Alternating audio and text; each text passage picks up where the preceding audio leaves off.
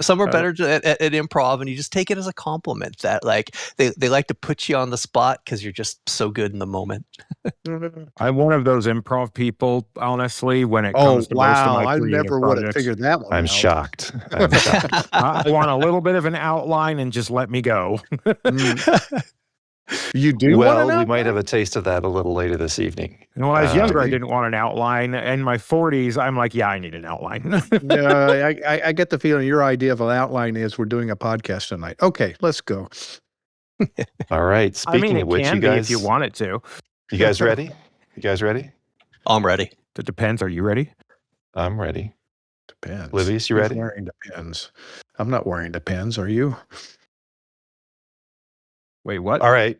Welcome, everyone. Oh. Welcome, everyone, to another episode of the Loose Screws podcast. I'm your host, Roy Cookson, and it's the 323rd episode for the 12th of March, 2026. 33. 12. Ish.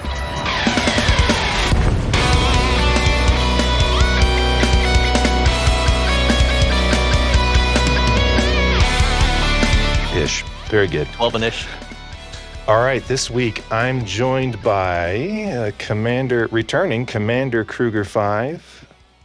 His second intro. That's good. Yeah. Yeah. Commander Larkshade. My plan to my plan to shut up and maybe they would forget to remove me from the guest speaker role so I could lurk in the recording channel has failed. Yeah. No worries. Kruger, no worries. We're kind of desperate tonight, so don't read too much into it. We've got Commander Larkshade. I just want to be on record that I haven't done carrots and farming sim in a long time. I don't believe it. And Commander Oblivious as well. You know that feeling you get when NVIDIA says they've got a new driver they're about to push out to you? Yeah, I feel like that all the time. Okay. So it has been another very eventful week with lots of activity in the squadron, which we'll get into. But first, let's check in with the crew. Kruger, you're up first. What have you been doing in real life and in game? Let me see. Outside in real life, my daughters, both college age, been blessed with them coming home, not at the same time, but one came home for a little while for the weekend and other came home after spring break. So been trying to enjoy that time with them back in the house and still trying to get used to this whole like empty nest phase of life for me. So that's been the kind of the main one. The Oscars are coming. And my wife and I decided to try and watch every Best Picture this year before the Oscars event weekend came up. So how's that going? We succeeded. We watched all 10. Nice. And we're actually starting to pick off some of the other movies. So I'm well versed on all the Best Pictures. Are you calling any? Are you going to call any of the winners like right now? Who's going to win? Who do you think? Oh, if I had my vote, Hamnet. Hamnet is the Best Picture out of all of them. Okay. It's tough though. It's tough because there's a lot of. I mean, they're all good in different ways. But I do have to say, it is a bad year for fathers in movies. Oh, okay. Like multiple of the movies were like the worst possible family tragedy that could ever happen. There was another one, basically raising kids poorly as a solo parent, loss of connection from your daughters, trying to reconnect older in life, being an absent father as your wife maybe not slowly, but your wife just goes crazy. And then another one being like on the run from a corrupt power, doing everything you can to protect your son. Yeah. So if you're a father and watching the Best Pictures, be ready. Okay. All right. And in game, how about in game? Oh man, in game, Alexandrinus has been keeping me busy in the previous weeks. Finally, kind of let up a little bit there as my game time got more limited for me on this week. So took a little break, did a little bit of inventory management. So I tried to maximize my excessive number of care packages and get all of my materials reloaded. I missed out on the CG, which I'm depressed about. Didn't get my my kill warrants scanner. I think I've got Well, another one. it'll from come another around one. again. I think that was at least the second time it's been trotted out as a I mean, reward. it's not unique, right? You can go get one of those. Oh, can you get a double engineered kill warrant scanner? I don't think so. So what is it over? Long range and fast scan. Hmm. I think No, I I got think one from it's a only previous CG. CG. Yeah. I've got one that's fast scan, and yeah, I don't Yeah. want for the other. So I guess maybe, but yeah, I don't have anything to compare it to from a long range standpoint. But Well, I think it'll come around again, so don't feel too Yeah. bad, Kruger. yeah, Yeah. That's what I figured. And like I think I've got one or two from another CG. So wasn't I'm still impressed though. Okay. Then I like Oblivious, like to let Trax and Chig lead the way and follow on their suggestions. So I got a Kestrel. I I had given it some try, but it was last week, and I had to get some shit done. So I went out with pacifiers and Cytos on it just to get those kills in the CZs. But also went out and like unlocked the shock cannons and fully set and prepped to play around with the plasma accelerator, the shock accelerators and the shock cannons now. So The shock cannon's just so much fun. I haven't hit them yet. That's Oh, up next man. for me. So that's my big plan for probably tonight. Okay, very good. That's it. Yeah. Larkshade, over to you. What have you been up to? I have. This is the first time I've been back in Elite since this weekend because I went so hard on it last week that I just needed to be like, okay, slow down a little bit. And but in that time, I discovered that the Kestrel is basically an eagle that didn't skip gym day. It's just so much fun. I can't get enough of it. But outside of that, I've been playing a lot of Project Zomboid and Warframe because they both have had updates that I'm missed out on, and so it's been fun going through and playing that stuff. But would recommend Project Zomboid to anyone that likes a really hard survival game, by the way. Okay. All right. That's it. Anything else? A That's it. boring All right. life, yeah. No And worries. I No like worries. it that way. Oblivious, you're up. What have you been up to? Well, real life has been kind of sucky since last Thursday. I don't want to get into the details of it, but it's kept me out of game. Oh, well, actually, I do have one good thing. I'll brag on my son. I Okay. heard today that he qualified for the level of craftsman JTAC, which in Oh, heck military yeah. terms means he knows his shit and can really bring the pain when it comes to close air support combat. Wow. So some Yeah. pretty cool stuff going on there. Congratulations. Thank you. Yeah, that's big. In game, yeah, like I said, the real life is. I feel bad because there's a lot going on that I wanted to be engaged in, and I haven't been able to put in my normal level of input there, and feel like I've left some folks dangling. So I apologize for that. But it has been some very interesting gameplay that I haven't been able to get involved in. So we may be talking a little bit about that as we go through some of the other segments of the podcast. Definitely. So Roy.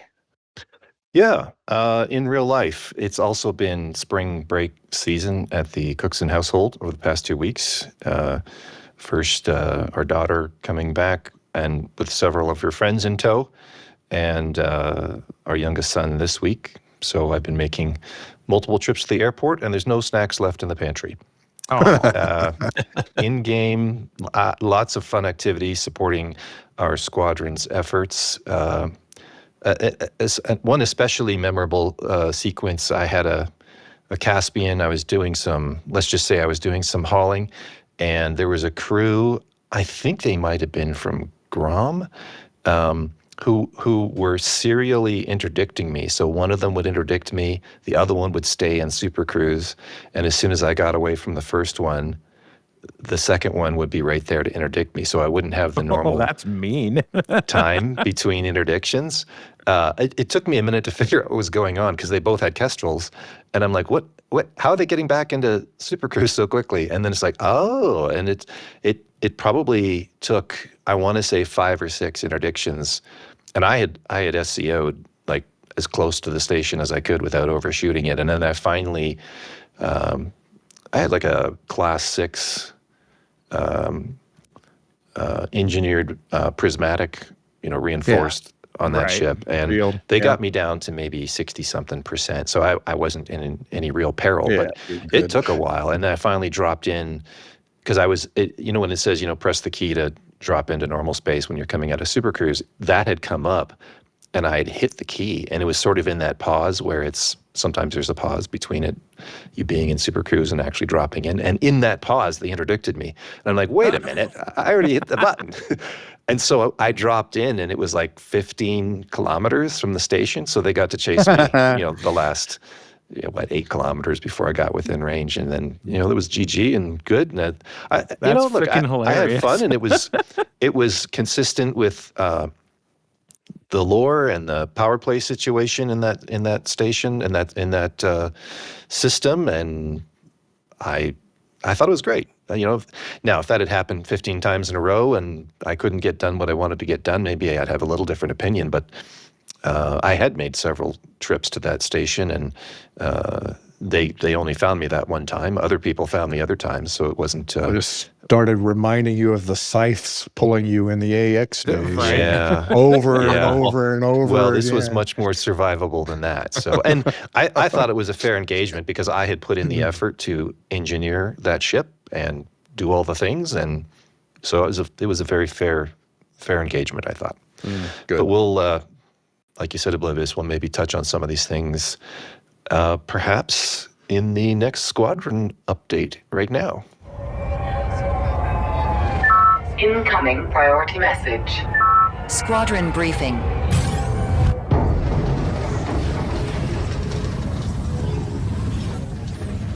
Well, we've actually increased our loose screws count. We're up to 4. We're in 400 systems now, Gosh, that's insane. Wow. and in control of 119. That tracks. And listen, folks, the vast majority of that is completely unplanned. Beyond our original OG 68, anything above that that's been all power play and trailblazers, and yeah, it's still crazy out there. In all our holdings, we're engaged in 6 conflicts, and one of them is a control war in Alexandrinus. Hey, listen, we like PvP events. We have been pursuing for quite some time, getting power CZs going. And the reason we like the power CZs going is because you can go in there with a wing, and the way you score in power CZs is through kills versus a BGP, BGS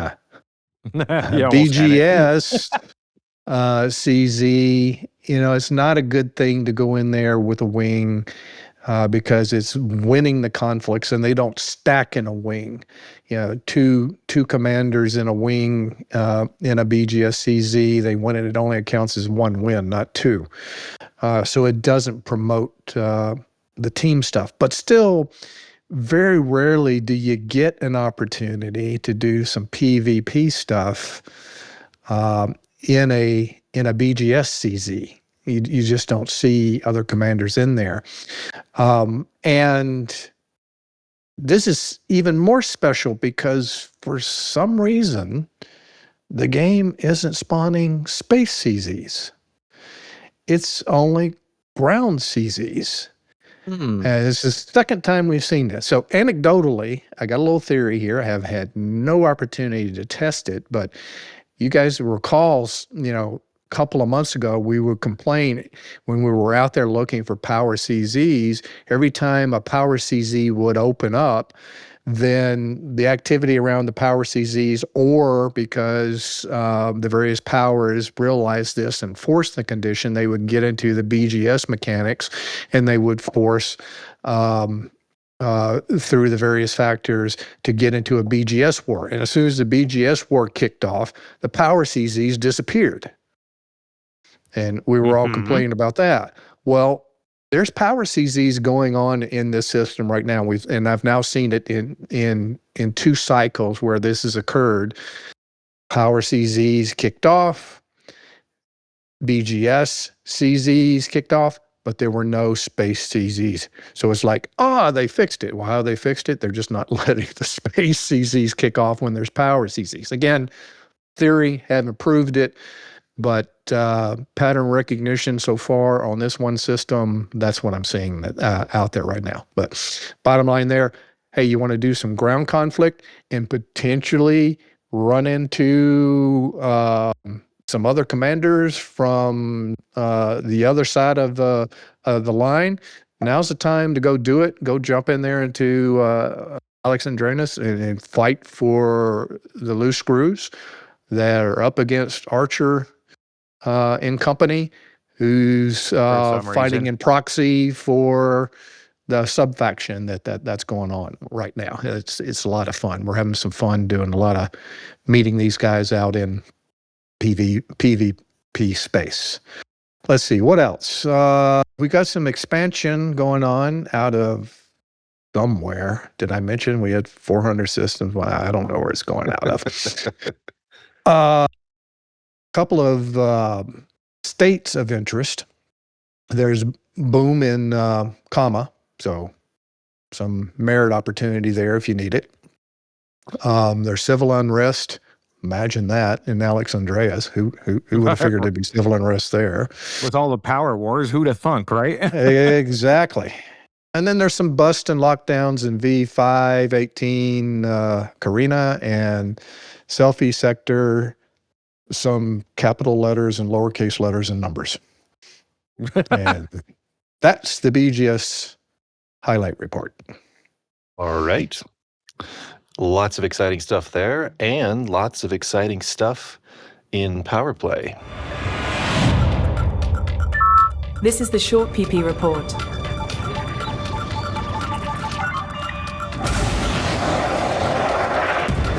Target shields offline. Target destroyed.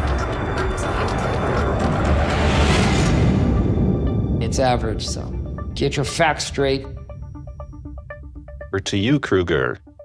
All right. Well, I talk a lot, so I'm probably going to make this average size. But welcome to the end of Cycle 71. Rares are back at 400 tons for the last day of the cycle, and the effects are felt. Ashling and LYR both, of course, jumped up on the opportunity. Ashling with the best week overall with 31 new systems, 4 new forts, and a stronghold. Lee Young Rui hit second place with 26 systems, but growing 2 new strongholds. The big news of this cycle, though, is Grom getting destroyed and losing 28 systems, 8 of which were forts. I haven't looked at the numbers, but I suspect they had a few forts that were sole supporting some systems and were hit pretty hard. I don't quite know what triggered it, but Archon was triggered by Grom on something and utterly brutalized them. So I had, if I can for a sec, I had talked to one of our guys who runs with the Grom people, and apparently Grom just straight up picked a fight with Delane, and Delane basically said, "No, cool, GG's," and here we are. Yeah, resulting in the.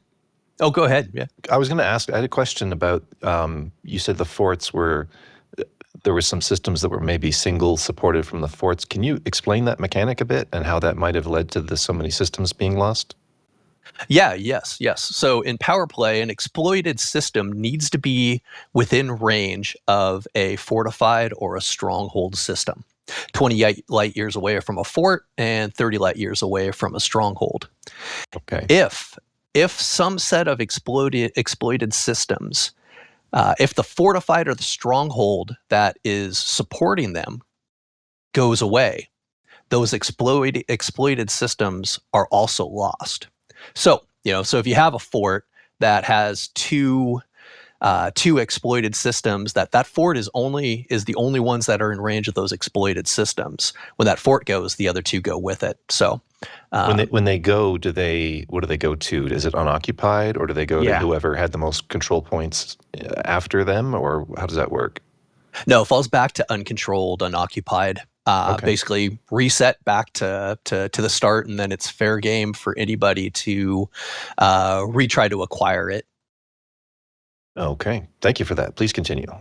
Yeah. So, this resulted in the biggest loss I've seen since Cycle 23, at least. I don't know. That's when I started kind of recording all this data and things, but that may be the biggest loss of Power Play 2.0. There's only one thing pirates love more than drinking and taking naps, and that's Warren. So, Grom kind of brought it on themselves, if you ask me. Hey, hats off to Delane on that one. Impressive. Rumor is, though, that Grom has conceded to Delane, and hostilities will end, or at least be contained to already. I think they went in. I saw some reports of it that they went in and did a pretty good, like, hey, wow, that was impressive. And it's like, this didn't go at all how I planned. Good game, guys. Are you done yet?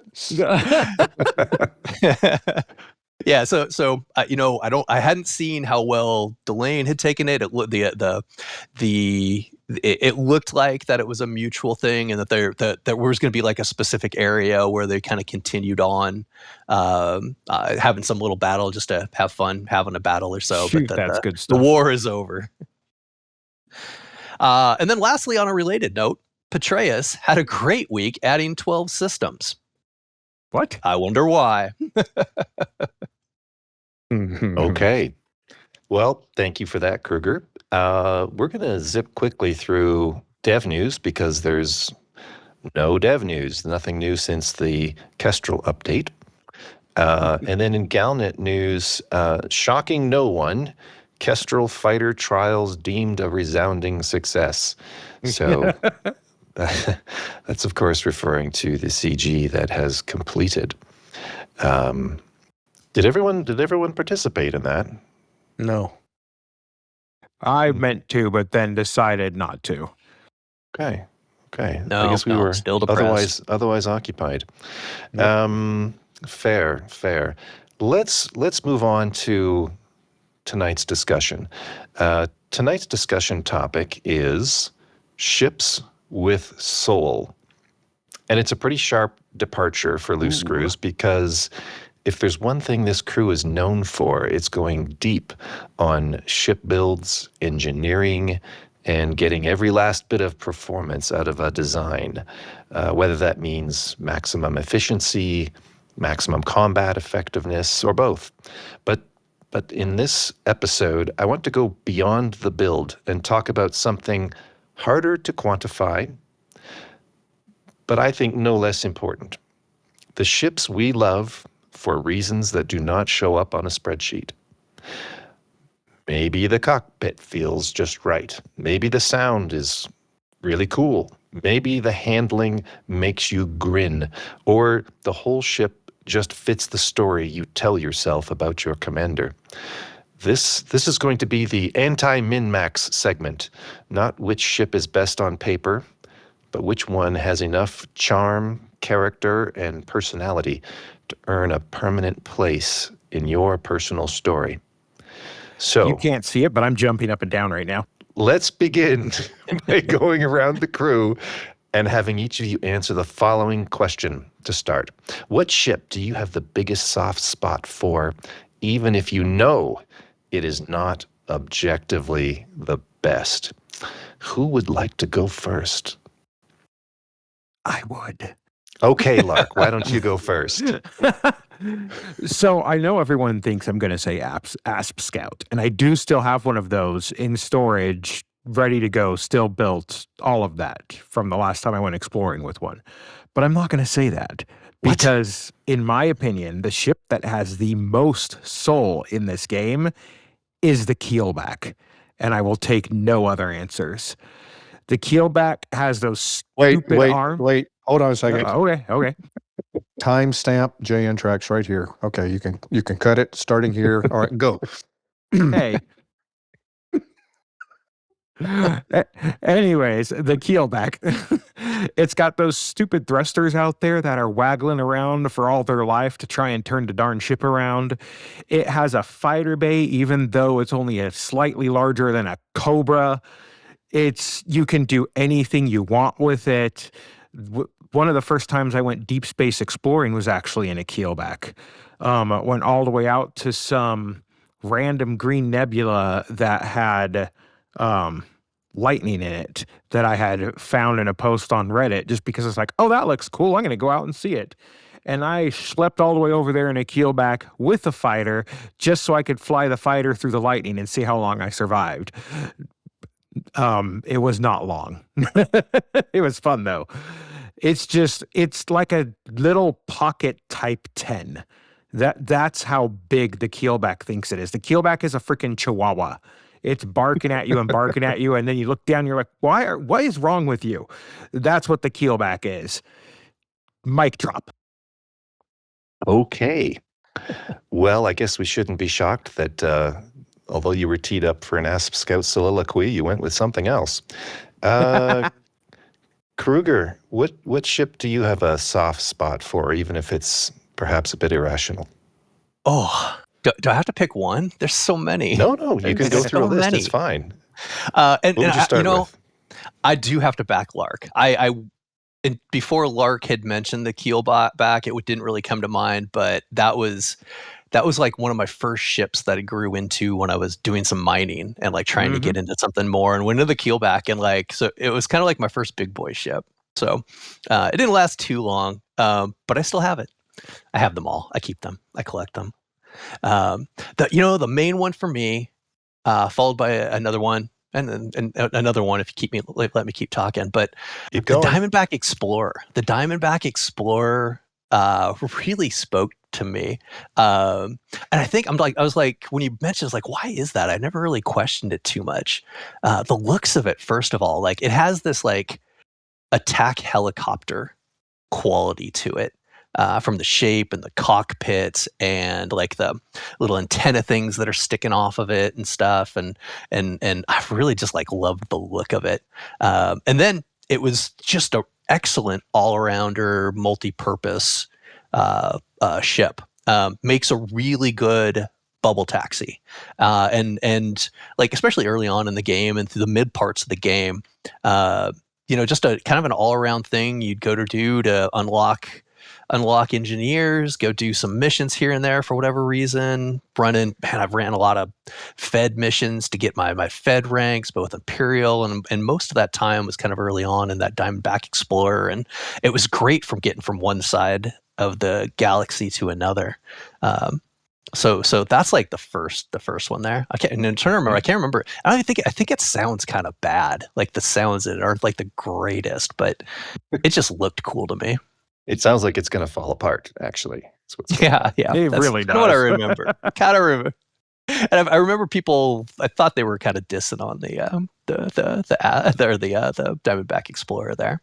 The next one, the Dolphin. The Dolphin is my quirky one that I really enjoyed too. It kind of became my bubble taxi, the second level of bubble taxi to get even farther away, and then also to do like, you got to do 5,000 light years for some engineer and like go out there, and I did that all in the in the Dolphin. And the greatest thing, that was the first time I discovered heat for the Dolphin, and being able to go in, jump into a system, immediately turn around, kick on the FSD right next to the hottest sun, and move and jump to the next thing. Yeah, that's a huge quality of life perk. It's a huge quality of life. And then the yaw and Super Cruise characteristics of them are amazing. Like where you spend most of your time flying, just kind of getting place to place. It was like absolutely the best feeling ship out there, and not many people seem to like it for some reason. But yeah, so the Dolphin was next. And then the last one, this ties in a little bit to like, at the time I was reading the Witcher novels. And Okay. I think the TV show was on and everything too. And I like Mhm. I shifted to a Crate Mark II or Crate Mark II. I can never remember which one. Uh, and it kind of became my replacement for my Diamondback Explorer. It was a better combat. I was doing more combat on things, getting into harder stuff, and it was a really great bubble taxi. Enough of one to kind of get around, but it was kind of like my all-purpose thing. And I didn't have a good name for it at the time, and I kind of I have naming schemes, and my naming scheme for my first set of ships was kind of running out, or I was running to the bottom of it. So I just need to pick something. And I picked Roach, which was the name of the horse from the Witcher Okay. series. And not roach like a roach. It's actually like a Polish translation. There's a fish called a roach. That's what the name was after it. So now, like, my general purpose, I'm just going out to do work. Ships are always called Roach, and the Crate Mark II was in my heart, just from my generically named, generically purposed, but did a great job ship. Nice. Oblivious. What ship has a soft spot in your heart? Well, like Kruger, I've got multiples, and they're basically milestones on my journey through Elite. So part of your story. Yeah, part of the story. So yeah, so the first ship that I got that really started learning what I was doing, learning the game, learning the mechanics of starting to earn credits through through missions and exploring and so forth, was the Asp Explorer. I put a lot of light years in that particular cockpit. And then one of the next favorite, as I started digging into mining, let's see, what was that? That would have been the Phantom, first generation Phantom. And while I was in that, I did do some AX stuff from the standpoint of rescue missions, which were a blast, going into a lot of these stations, on fire stations. Oh yeah, they're so awesome. God, I wish they'd bring that back. That was so much fun. And shortly thereafter, I'd been listening to Lave, and they've been talking about loose screws, and started listening to the podcast and joined the Discord and got involved while most of the crew were involved in AX. I wasn't quite ready for that, and so I got engaged on the BGS side and had some good mentors in the form of Nurgle and Bloom and Bortz in some cases. And I was flying the Chieftain at the time, so clearing low CZs with the Chieftain, which it was an effort at the time, but I was really enjoying that. And it also, at the same time, I had Corvette Envy from what Bortz was flying, so I was doing the grind and finally achieved the Corvette. And from a conflict zone standpoint, PvE standpoint, missions type of pirate and assassinations and all of that, that's my absolute favorite ship. I can go into a level 8 scenario, and I know I'm going to be facing multiple ships, but it just, no fear with that thing. It just gets the job done.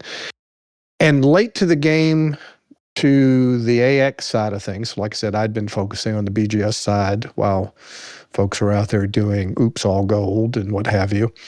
But I finally did transition over to that and jumped into the Crate Mark II, and I remember just having that giant wow feeling. when I got into that. And now from the new ships, the Mandalay blew me away. I hadn't been as big a fan of the Phantom Mark II as a lot of other folks out there. I mean, I like it, but not a huge fan. Um, I I love the Type 11 for the mining. Absolutely, I've been loving the Cobra Mark V, and the Corsair. Okay, Panther Clipper, like the utility of that. Caspian, okay with that. But here's a question you ought to follow up with everybody on there. If you had to pick one ship right now that you're going to fly from this point forward, you can't go to any other ship, what would it be? And for me, it would be the Kestrel. I would have, before it came out, I would have said the Cobra, but that Kestrel, good God, that thing is fun to fly. That would be the one ship I would walk away with if you told me I had to walk away with one. Okay.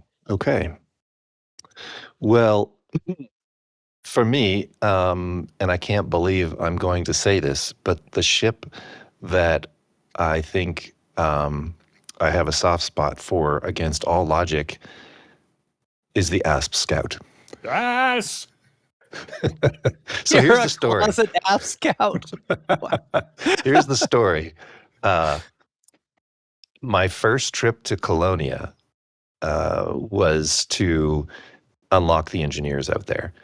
And I wanted to maybe have a little story about I get out there and I have to buy one ship that can do all the things that need to be done to unlock all the engineers out there. So I had brought with me in a different manner. I had managed to get I had to farm the escape pods that I needed out there, and I needed to buy some progenitor cells. I needed to mine osmium, and I needed to unlock. Is it Mel that needs the bounty vouchers? I think it was. I think so, and then I yeah. also did some other things like some data because I needed some mats. Once I did that, I wanted to engineer the ship too. I was doing this as I was going along. So I ended up engineering the crap out of this thing and actually used it in combat a few times. And I just loved that. First of all, I like the look of it. It has the vertical thrusters on the back, like the stacked thrusters, I guess you'd say, similar to how the Mandalay picked up on that design cue much later, as opposed to the side-by-side ones on the Explorer. So I love that look. It's sort of a British fighter kind of look. And I just loved that it was like a little one-man band kind of ship. It could do everything. And it was a very intense design challenge, given that's, the limitations of how few internal slots and stuff that it has to get everything to fit to do all those tasks. And it just felt cool to do all that in one ship, being out in the remote, frontier region that is Colonia. So you and I actually have a similar story. It was I believe it was the second time that I ever went to Colonia, was to do the engineers, because the first time I was there, I didn't even know the engineers were there, much less had access to them. The second time I did, and I went all the way out there in my Viper Mark IV. But while I was there, since my Viper was engineered, I needed something that I could port all those modules over to that could still use those modules. And that ended up being the Asp Scout, and that's how I ended up flying it so much. Was same thing, just unlocking the engineers out there with it, doing all the collecting and whatnot. I was just fantastic at it. Ended up flying her home and keeping it. Nice. Okay. So what do you guys think makes a ship feel like it has a personality instead of just good stats? What makes players emotionally bond with a ship beyond raw usefulness? For me, with the keelback, it was the sheer just raw utility of it. It has a very basic cockpit, 2-story cockpit, even though it really doesn't need to have one. You have that huge Lakon signature glass up there up front. And the way it handled If I needed to turn around, it took me a while to figure this out because the yaw on the keelback is so bad. But if you roll it and then use your vertical thrusters, you can actually turn around real quick. And that's how I ended up doing so much combat in that ship till I made my first couple of million. That's why it stuck with me so much, because that ship is a workhorse. It made me that couple of million way faster than any other ship would have. And like, to me, that's why it feels like it has soul, because it's just like, all right, let's go to work. Let's get it done. Kruger or Oblivious, what do you think makes a ship feel like it has personality or helps people to emotionally bond with it?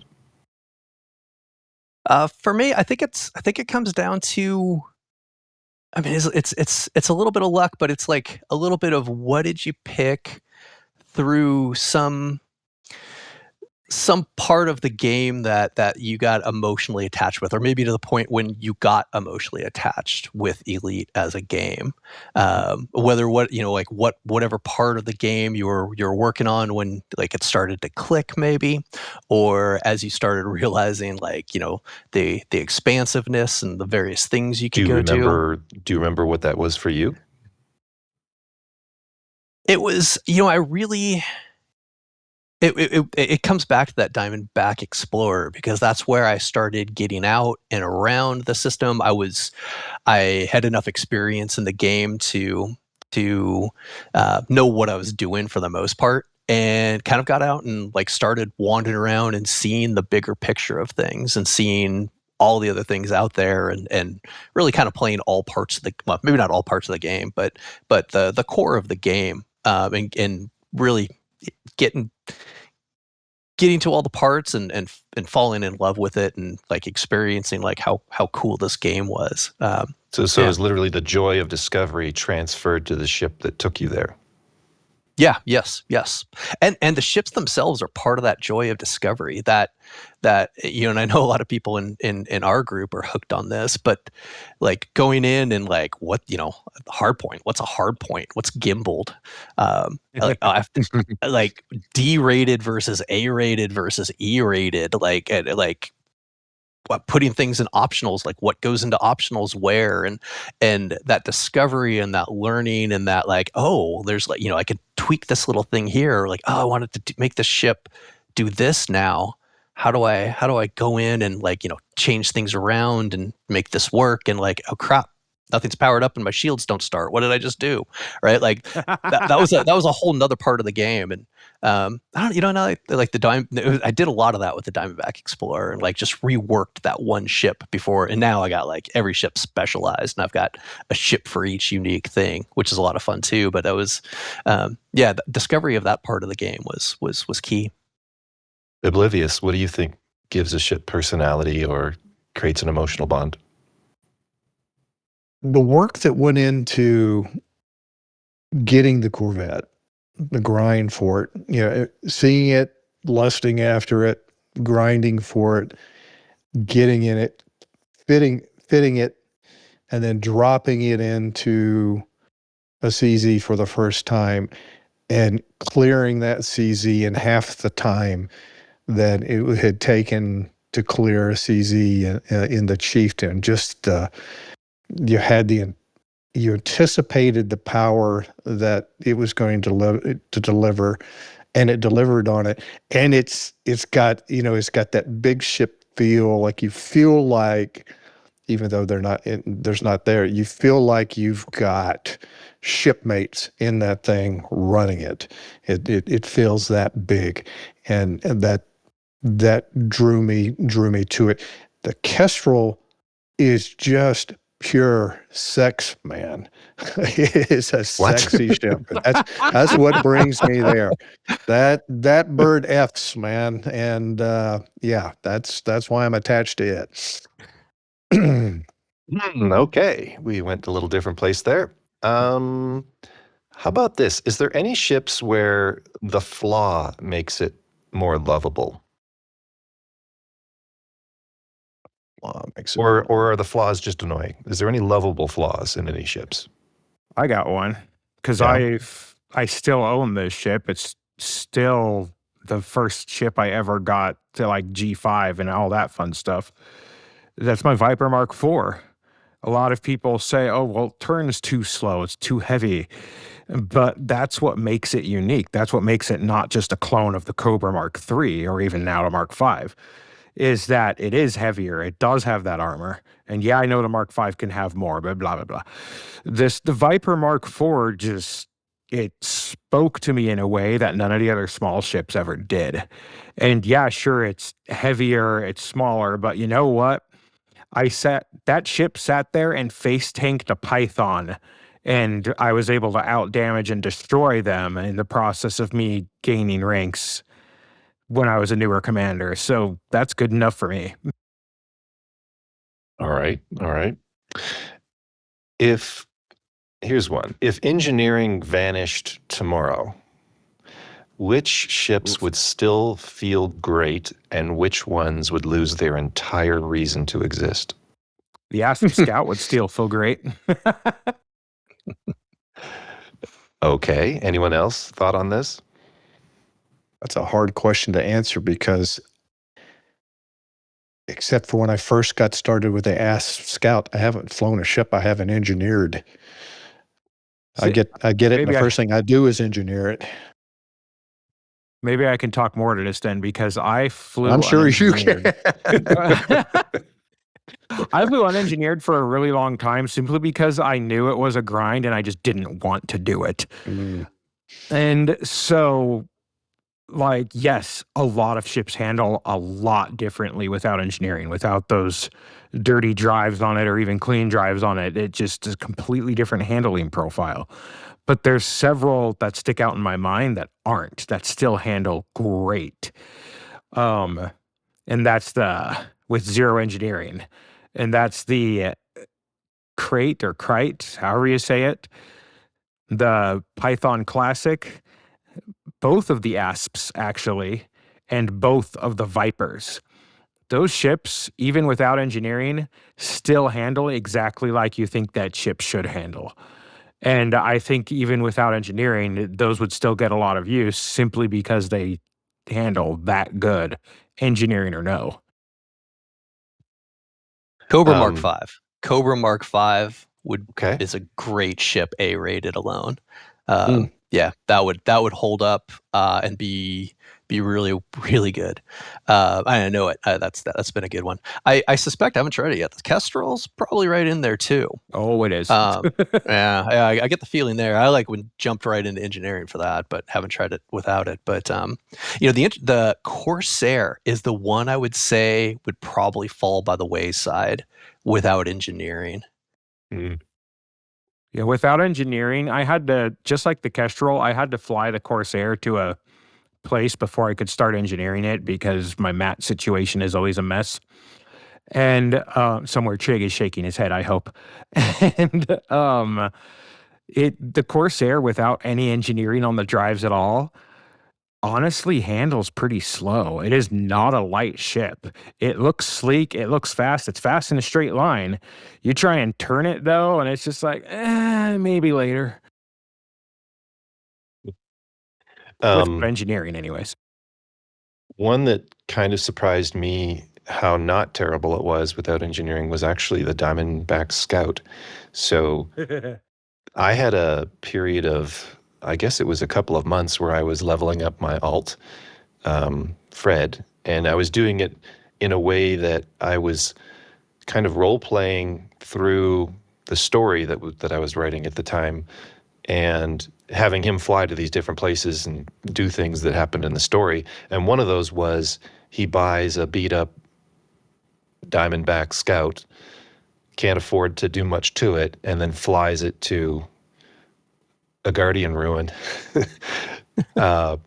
which, sounded like on one level like a terrible idea, but it wasn't. It didn't. I actually enjoyed it, and it felt like I was living through a character, and it wasn't terrible. It wasn't terrible at all.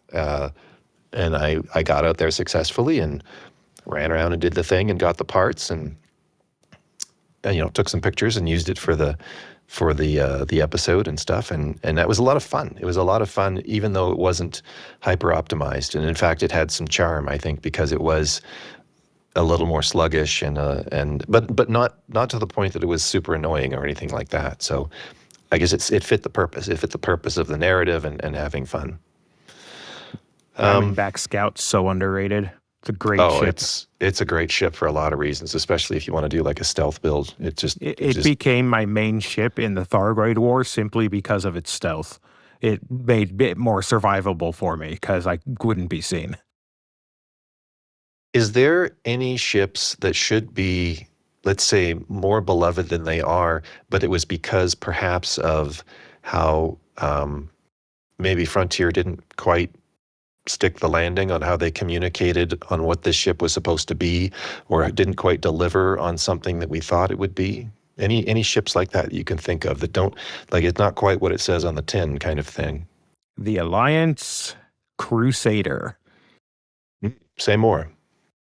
The reason I think that ship it's both just didn't stick the landing and underappreciated is because the ability to have a medium ship that has just that many freaking hard points on it and a fighter is severely underrated. Because sure, you're going to take a little bit more damage than the other C series. You're not going to quite make the turns as well, blah, blah, blah, and down the line. But you know what? With your fighter out there distracting, if you're running like gimbaled or fixed on all your hard points, you're not firing on the target then, and your fighter is. So they turn to look at your fighter just as you're coming around to lay into them. Then they turn to look at you, and the cycle repeats with the fighter. And it's just that can't be underrated. It's just so much fun. Anyone else have a ship that maybe you wanted to use it for a certain purpose and it didn't quite play out that way for some reason? Anyone? It's not a design flaw from FDev. It's just a matter of personal choice. I wanted to love the Vulture, and that's a pretty wicked That's ship. a good one. I cannot get past the engine sounds. The engine sounds, for whatever reason, drive me nuts. And the only way I can fly it is to turn the volume down. So Interesting. I love the flight characteristics, but I couldn't get past the sound. It was weird. I've heard that some people that's on feel that me. way about the Asp Explorer only after flying it out to Beagle Point and back. They can't. It's almost like they get traumatized by that sound. All right. The little prop sound. Yeah. Yes. Yeah. It's like you can't unhear it once someone characterizes it a certain way.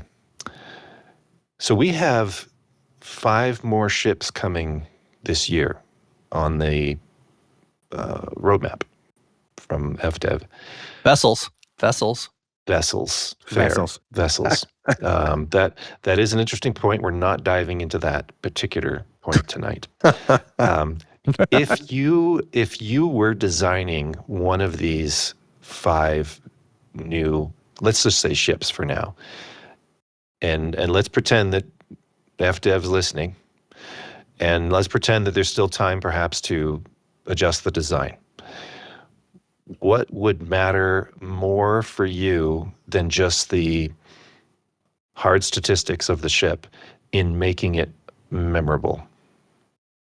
I want a large combat ship that's not like the Corvette is, because the Corvette clearly has its place.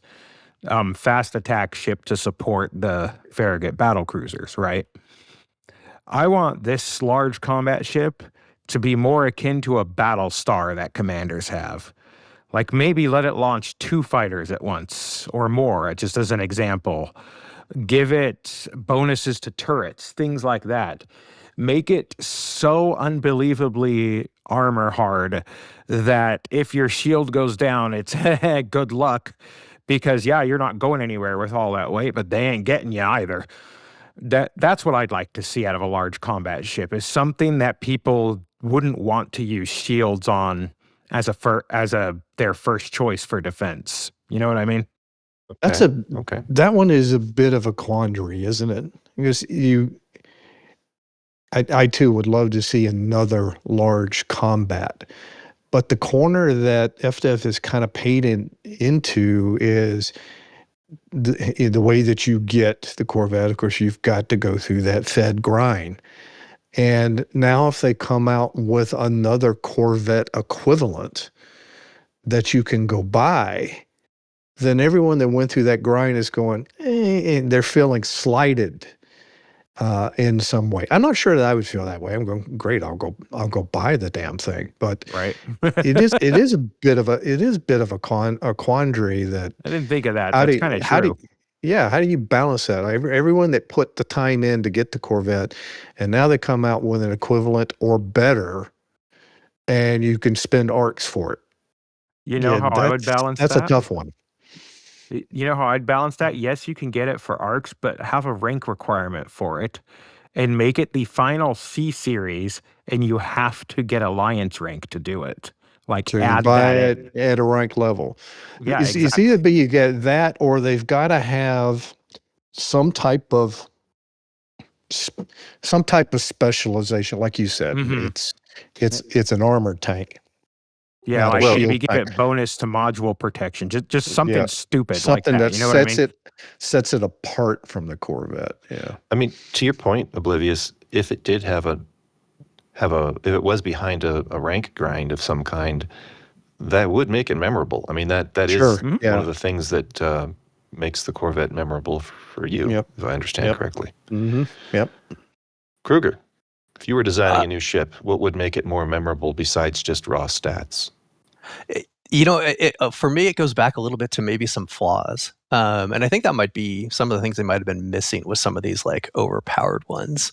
They could have put like a little flaw here and there, and the two that come to mind. And it's one, they're trying to sell ships, they're trying to sell arcs, so Right. you don't want flaws in it. But the first one that comes to mind that like maybe they could do something with it, much like a variation on the Kestrel's thrusting and vectoring, is the Crate Mark II. Its flaw in things that kind of gave it character was its drift or stall. Like, it was really great and speedy and can turn and everything, but if you try to do all those things, it stalls out and turns. And you really had to learn to fly that and fly the ship a certain way around that. Um, I think that having that as like a mechanism in some way where that's there, but if you could get some skill with it, or if they add some other mechanism to it where you could leverage that with skill to get some advantage in some situation, would be interesting, because and it brings back that character to it. So that's the primary one. The one that comes to mind of like a flaw that like gives it character, the original OP ship, the Fer de Lance. Like, that was like and still right up there with PvP combat and Yeah. everything, right? But everybody hated the offset cockpit. Like that. And this is one is like, I hated. Well, yeah, I got used to it, but I kind of hated it too at first. And like, there's that bar. There's like a bar that comes down in like the worst possible place. Well, Like, who would I'd ever say design a ship like that? I'd say another weakness of the Fer de Lance is its flight model as well. That is not an easy ship to fly. I put time into it and ended up selling it when I was all said and done, but I did want to try it, give it a real try. And just like Nurgle said, you put time into it and it will reward you, and it really did, but it just still ended up not being for me. But yeah, like the Kestrel, that is not an easy ship to fly right out of the gate. Yeah.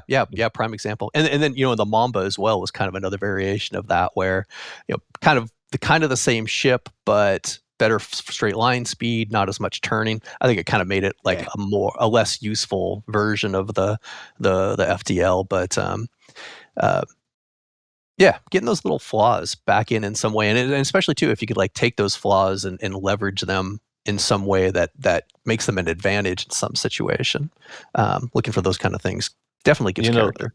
Something that makes me think of is, in terms of flaws, I don't know if you remember from the movie Ant-Man, when towards the end, it was near the end of the movie, Paul Rudd's character gives Cassie this stuffed rabbit, and she says, "He's so ugly.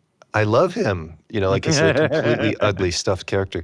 And I think there is a charm that you can, and where my mind goes with that with ships is asymmetry. The T-11 has a little bit of it, but I love the ships from Star Wars that have asymmetry.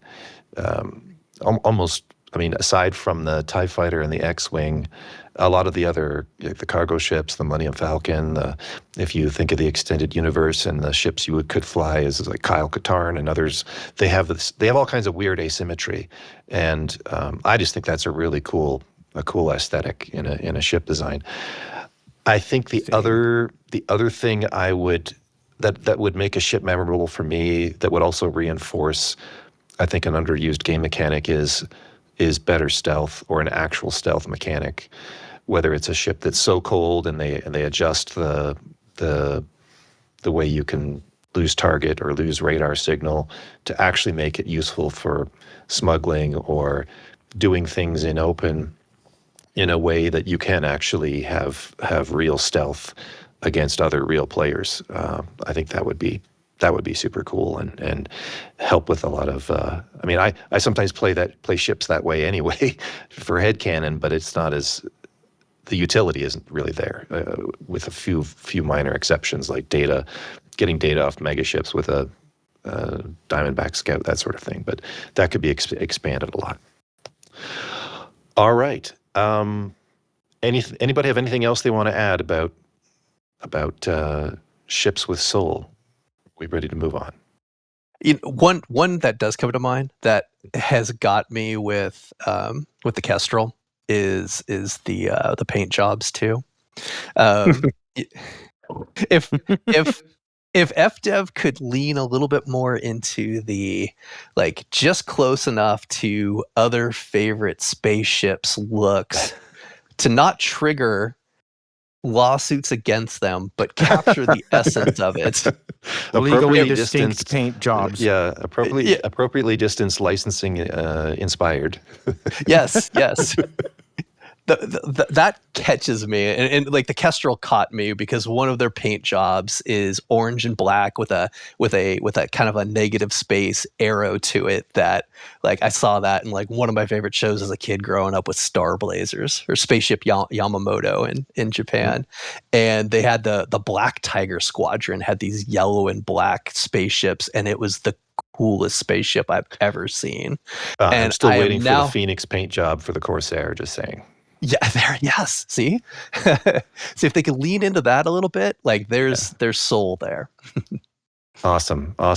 Well, hopefully the devs will find some gems in what we've been discussing, and we do have a rather large community corner segment this evening. So let's tee this up. It's the community corner. Here's where we pretend we have friends.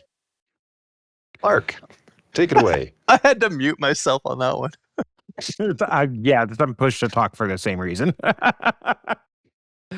All right, in the community corner, we're going to start out with Coriolis.io, which was recently updated to version 4.0 with a revamp to their UI. I haven't been there yet, but I'm sure it's fantastic. Very cool. In racing news, Buckyball Racing is back with the prison circuit. Between the 20th and 30th of this month, you start at Cummings Ring in Veriersix. Yeah, I nailed it. With an empty cargo hold. You fly to the beefy boiler in the Puppis sector and to purchase one consumer technology. You then visit the following detention centers in any order and fly through the habitation rings, then dock at each one. And there's a list of those detention centers there as well. I'm not going to read all those system names. It'll be in the show notes. Yes, it's in the show notes. Thank you. You then return to Cummings Ring and sell the consumer technology. If you need any more info about it, there's a link to the thread on the Frontier forums that I'm sure it was Alec that posted. And if you want to be a part of it, do. Buckyball Racing Club is full of crazy people. They're great. I love them. In Burr Pit news, the Burr Pit wrote a love letter to the Corvette. There is a link to the YouTube in our show notes. I have not seen it yet. Has any of you?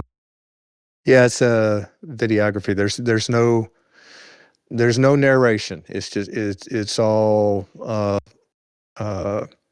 photography, videography. Beautiful cinematography. Yeah, set there. Thank you. I appreciate it. That's what I was looking for. So it's already going nuts. Gotcha. Yeah, it's Perfect. nice. It's nice. Yeah, awesome. In Distant Worlds 3 news, they are en route to Waypoint 7, Guardian of the Twins, and Belway. What the frick? I'm going to try this. In Bai Aosi, GR-9, D6-52, Planet 4F. The deadline to get there is the 15th of this month. Their website. All right, I want the one person that's out there that's listening to this podcast that goes, "Oh yeah, I know where that is," to let us know who you are. Yeah, because we're curious. Anyways, there's a Distant Worlds 3 website. It's hella cool, and they have a newsletter for those of us who didn't actually go on it, so we can keep track of all that's going on. Visit them at distantworlds3.space. And this is technically they are from Seoul right now. Yeah. And this is technically Community Corner, but it's also slightly dev news. There is a store sale. Some of the pre-built ships, like the Mandalay and Asp Explorer, are on sale, as well as ship kits for the Mandy, Anaconda, Cobra Mark III, Imperial Cutter, Diamondback Explorer, Corvette, and a Python Classic. I think bobbleheads are on sale too. Ooh, I don't think they're on sale anymore. They're not? The bobbleheads aren't? No, I don't think so. Oh, well, bobbleheads might be on sale. Your mileage may vary. Not applicable in Alaska or Hawaii. Okay. Does anyone have anything else they want to add before we wrap up? Yeah, I got nothing. Okay. I was trying to think of something funny, and I just drew a blank. That's okay. You were all kinds of funny before. So thank you to Commander Kruger 5. Oh, thank you. Commander Larkshade. No, you. And Commander Oblivious. I did not volunteer for this. No, you were voluntold. If you'd like to chat with the crew and join in on the fun, you can find us at Loose Screwed or loosescrewsed.com. You'll find a link to our Discord there. We also have a Patreon that's used for supporting our community. So thank you for hanging out with us. Until next time, stay loose, Commanders. Say goodbye, everyone. Goodbye, everyone. Bye, everyone. Yeah, cool guitar solo. Loose Commanders. Love you. Say it back.